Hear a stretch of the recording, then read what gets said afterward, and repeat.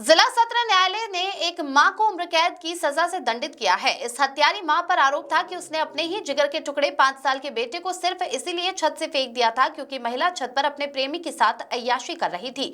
अचानक 5 साल के बेटे के छत पर पहुंचने से महिला घबरा गई। उसे लगा कि कांस्टेबल पति ध्यान सिंह के आने के बाद उसकी कलाई बेटा खोल देगा।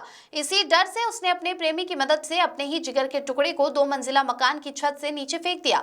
छत से गिरने के बाद बच्चा सिर में गंभीर चोट लगने के कारण 3 दिन अस्पताल में भर्ती रहा। उसके बाद उसने दम तोड़ दिया।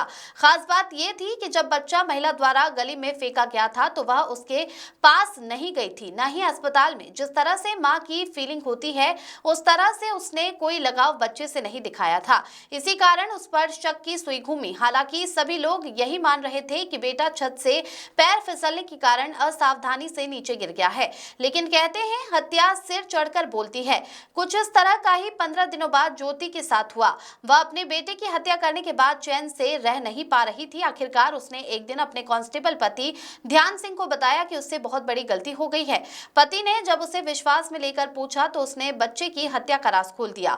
इसके बाद खुद पति ने ही ज्योति के खिलाफ थाटीपुर थाने में शिकायत दर्ज कराई और इसके साथ ही उसने ज्योति और उसके बीच हुई बातचीत की रिकॉर्डिंग भी पेश की। इसी आधार पर ज्योति के खिलाफ हत्या का मुकदमा दर्ज किया गया था। अभियोजन की कहानी को सही पाते हुए न्यायालय ने ज्योति को उम्र कैद की सजा सुनाई है। जेल वारंट बनने के साथ ही उसे केंद्रीय कारागार भेज दिया गया है।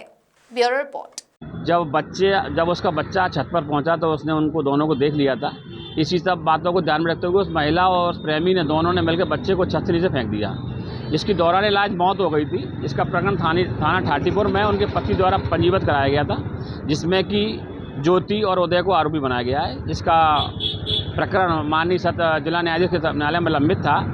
इसमें परिस्थितिजन्य साक्ष्यों को ध्यान में रखते हुए माननीय न्यायालय ने आरोपी मां मतलब मृतक की मां को आजीवन कारावास की सजा सुनाई है और साक्ष्यों के अभाव में उसके प्रेमी को बरी कर दिया।